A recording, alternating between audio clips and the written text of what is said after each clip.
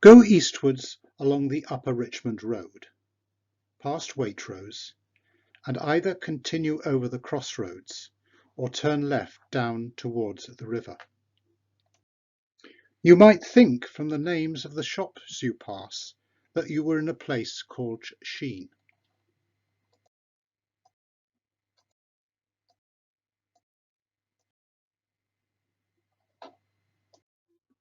Where does this name Sheen come from? Sheen is not mentioned in the Domesday Book. Domesday features Mortlake, a vast manor including Wimbledon, Putney and East Sheen. It also features Kingston, which covered the place we now call Richmond. But what we now call Richmond was then called Sheen. Sheen means in Anglo-Saxon a place of shelter, not as sometimes thought, a shining place. This is a relief map of the area. The high ground is shown in red. The riverside and the valley of the Beverley Brook are in green. The path of the Upper Richmond Road is Roman and perhaps even more ancient. Henry I created Sheen as a manor in its own right. Edward III converted the manor house into a royal palace. Richard II and his queen, Anne of Bohemia, settled at Richmond Palace. Anne died young. Richard was heartbroken and demolished the palace. Henry V built a second palace. He also founded a monastery, the Sheen Charter House of Jesus of Bethlehem. It was the largest and richest Carthusian house in England.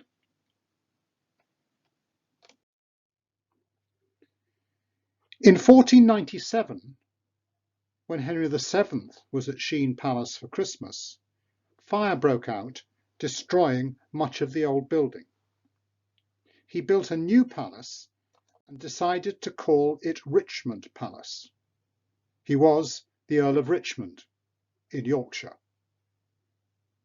The village of Sheen adopted its name and became Richmond. Henry VIII dissolved the monasteries, including Sheen Charter House.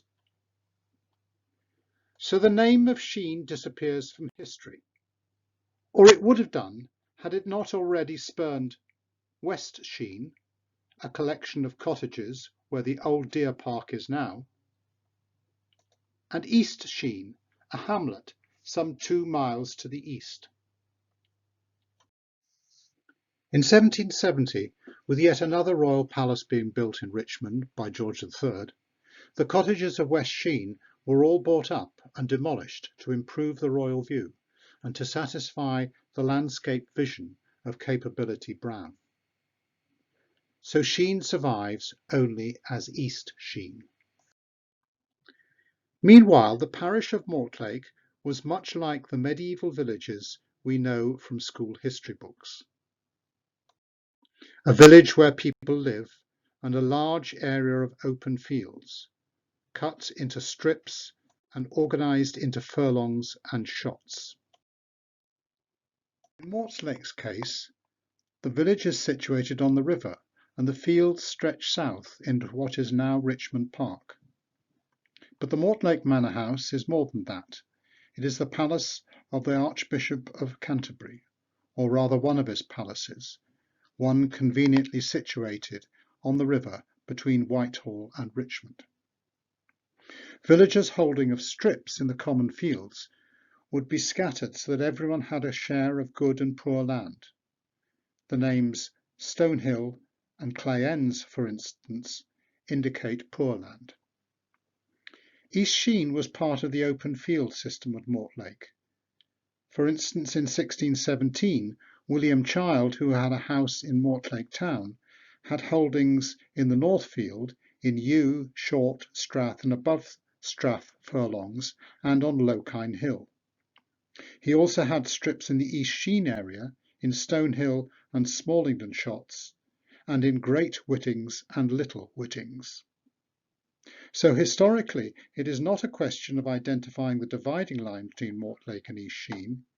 East Sheen was part of Mortlake Parish, but for the purpose of this talk, I'm going to concentrate on the area south of the Upper Richmond Road. Perhaps the biggest event to affect the landscape of Mortlake and East Sheen was the enclosure of Richmond Park. In 1637, Charles I, who was extremely partial to the sports of the chase, enclosed an area of farms, common land and woods within an 8-mile wall. The people of Mortlake were particularly aggrieved at the loss of a large part of their commons without compensation. We do not know much about the transformation of East Sheen from a hamlet within the medieval manor of Mortlake to the dawn of the Victorian era, except that a sub-manor of East Sheen and West Hall was created with its own manor house. By the 17th century, there was certainly a collection of rather grand houses with extensive estates, such as Sheen House.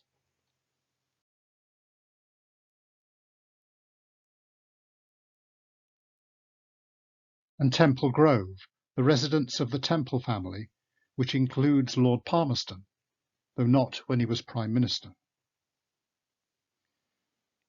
In 1810, this was sold and became a school, a very prestigious prep school, Temple Grove School.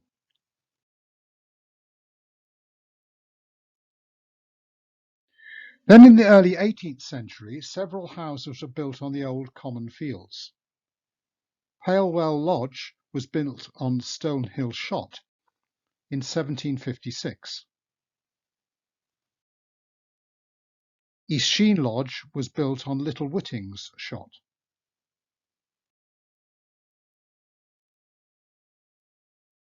Thomas Mill's 1801 map of land use.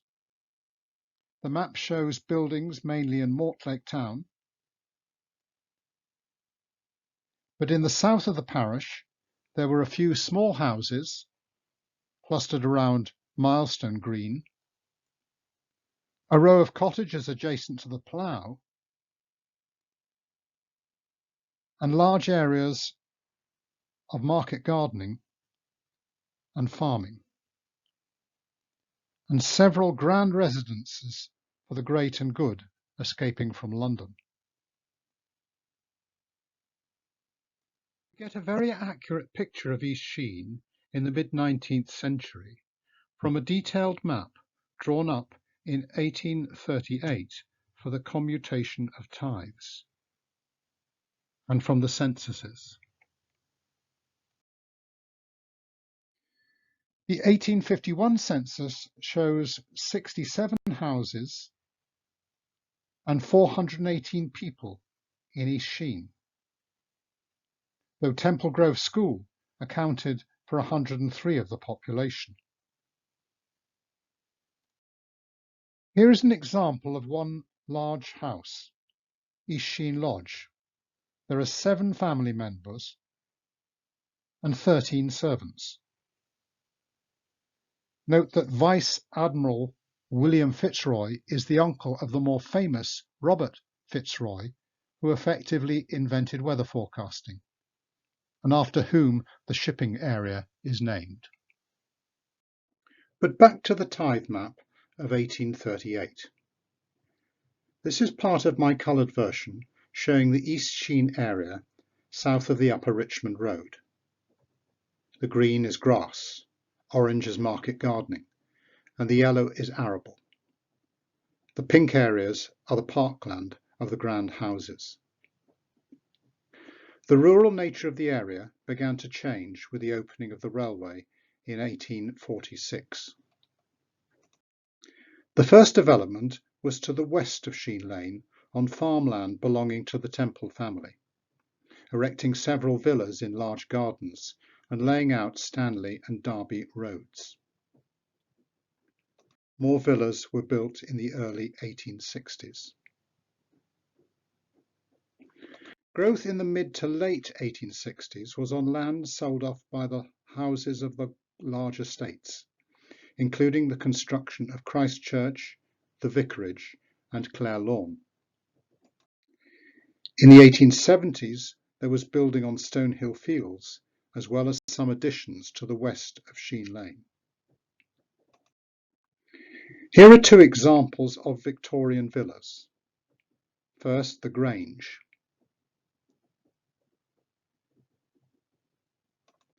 And Hinxton House. But the largest and most celebrated of the Victorian houses was Clare Lawn, built for Frederick Wigan, a Southwark hop merchant. Clare Lawn had 14 bedrooms, 7 bathrooms, an outer hall, a grand reception hall, a ballroom, winter garden, drawing room, dining room, library, morning room, billiard room, and extensive playing fields for the sporting exploits of the large Wigan family. The vicarage, shown here in a drawing by Albert Betts, was built in 1867 in what is still known as Vicarage Road. For centuries, the Mortlake parsonage had stood near the west end of Mortlake High Street, but by the middle of the 18th century, this old house was no longer suitable, and until the house in the drawing was built, incumbents had to find their own residences. The vicarage still stands, but it is no longer the residence of the vicar. In 1955, it became a private residence and renamed Mortlake House.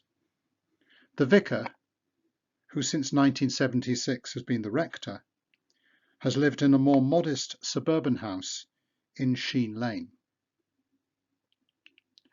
Talking of vicars, St Mary the Virgin in Mortlake High Street had served as church for the whole of the extensive Mortlake parish since 1543.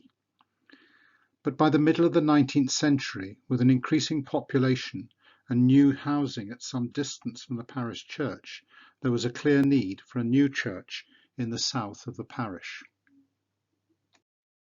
Parishioners who lived in East Sheen, notably Edward Penryn of the Cedars, took the initiative, and in 1860 a call went out for funds.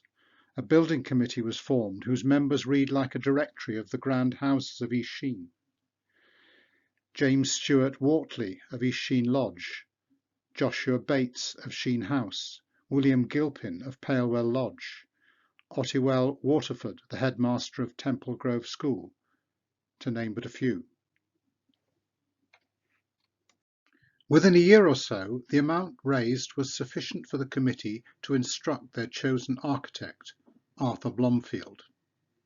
The committee purchased a plot of land at the entrance to Sheen Common, which had been part of the farm belonging to the Temple family. The church, in 13th century Northern French style, seated 400 in the nave and 125 in the aisle.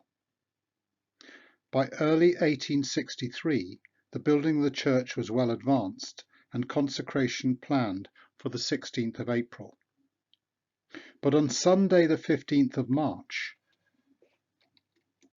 the tower collapsed, carrying a portion of roof with it and destroying the main arch at the altar end. The trade magazine, The Builder, reported that there had been no clerk of the works appointed, and in the absence of the architect, the lower walls had been packed with rubble rather than being built of solid masonry. But the work of clearing the site and rebuilding progressed quickly, and the new church was consecrated in January 1864. In a now forgotten 1904 novel, The Parish Doctor, Alec Cook provides a thinly disguised account of Mortlake and East Sheen, using the pseudonyms Riverside cum Updean. He writes, "The parish of Riverside had been of importance at one time as the seat of porcelain, pottery and tapestry manufacture, but it had declined and become impoverished since their absorption into the encroaching metropolis. During recent years, the ubiquitous railway had found its way through the parish, which it unwittingly cut in two. To the south of the railway was the rising district of Updean, rising not only in respect of its numerous villas and well-kept streets, but ascending by an easy and pleasant graduation from the railway to the Dean Gate of the Royal Park and domain of Silverton.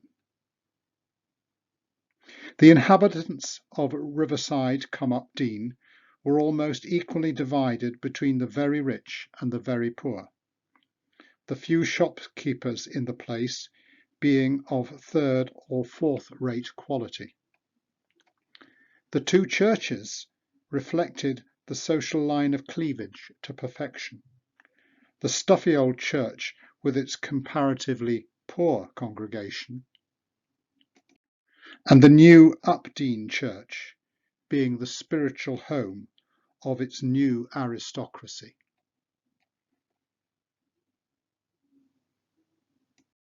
Later, a further church was needed, All Saints in East Sheen. A few different designs were considered.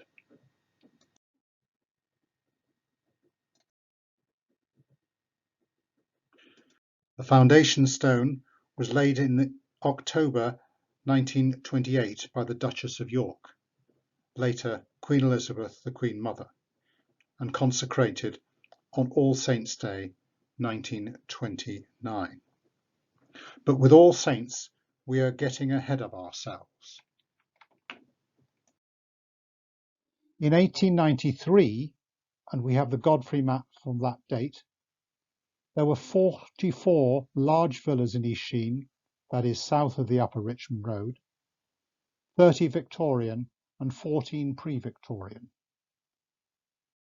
But there were also smaller cottages. Albert Bett's drawing of 1893 shows the plough on the right and a row of smaller dwellings known as Merton cottages. These cottages were occupied almost exclusively by men and women in domestic service, no doubt to the grand houses and Victorian villas, which then dominated East Sheen. Most had migrated to Mortlake from rural areas with agricultural backgrounds. In 7 of the cottages, at least one of the residents recorded their occupation as coachman or gardener, with other occupations including servant at a school, needlework, and taking in laundry.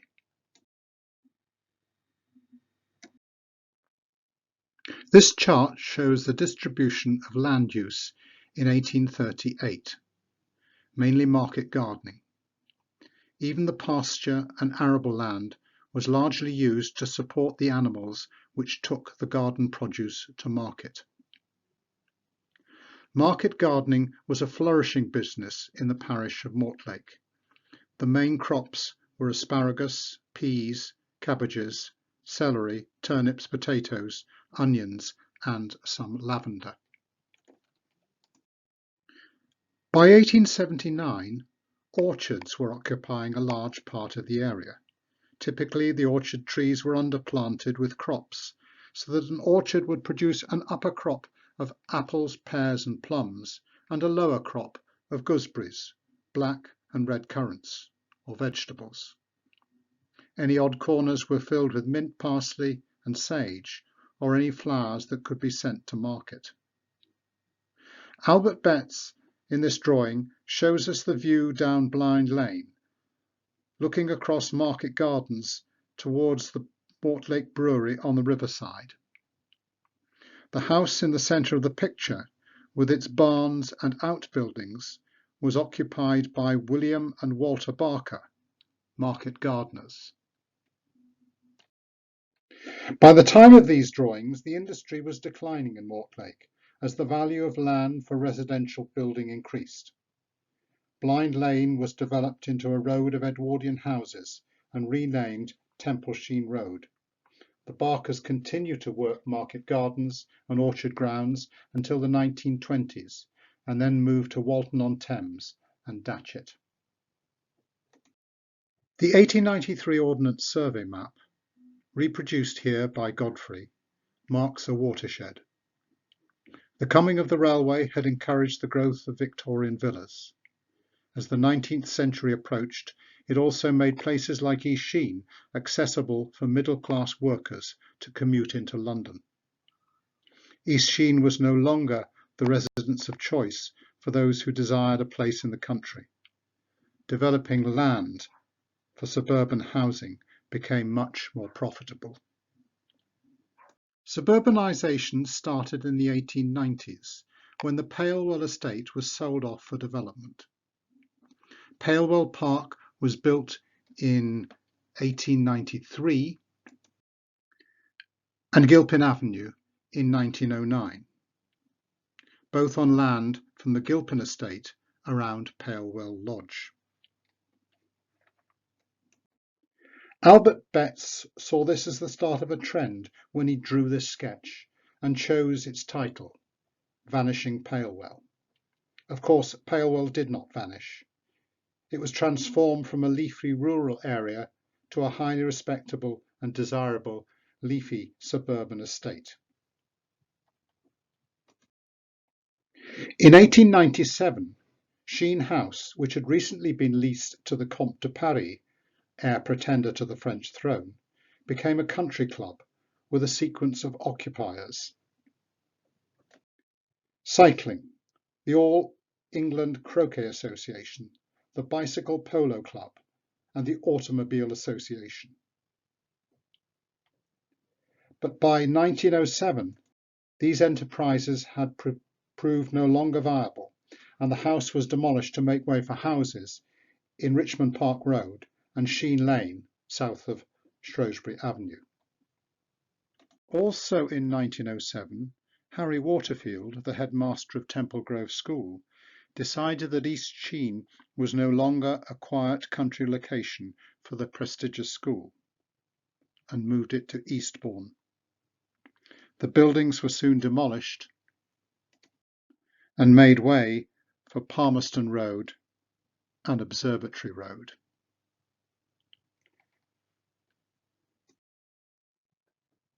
The Larches, on the south-east corner of Sheen Lane and Upper Richmond Road Junction, was demolished in 1908.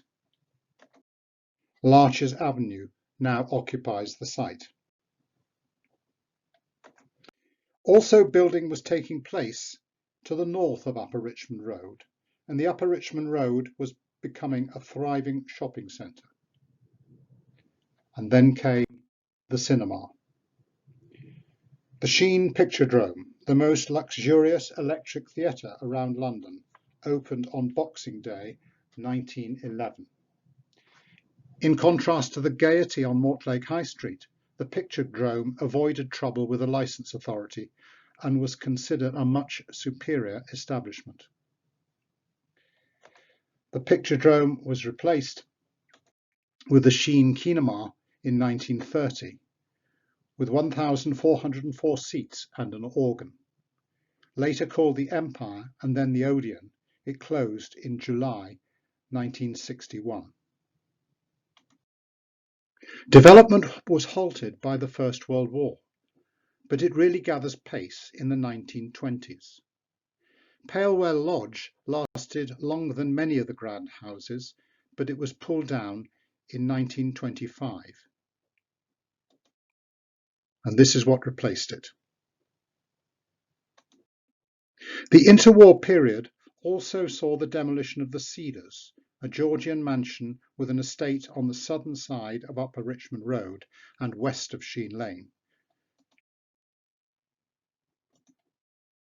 making way for shopping development. A series of modern luxury homes were built in Fife Road in the 1920s. East Sheen Lodge, the last of the grand houses to be demolished, survived until 1965, though it had been converted into apartments in the 1920s.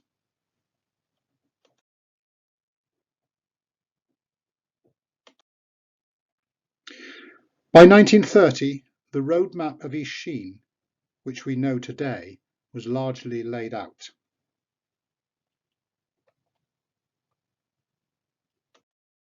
So what survives from the watershed of 1893? Of the 30 large Victorian houses, 13 survive,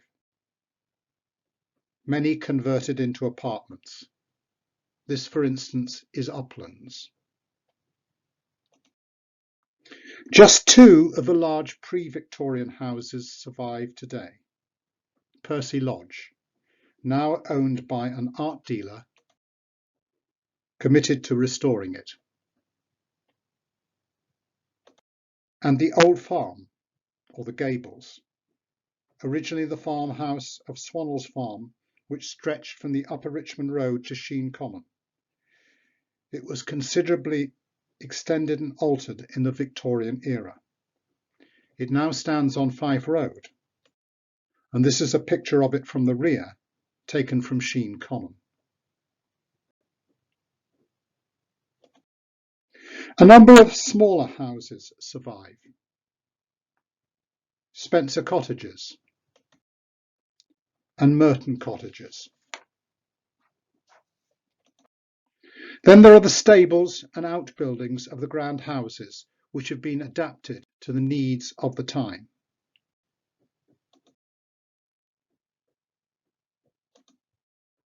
And at the crossroads of Sheen Lane and the Upper Richmond Road, all that survives is the milestone.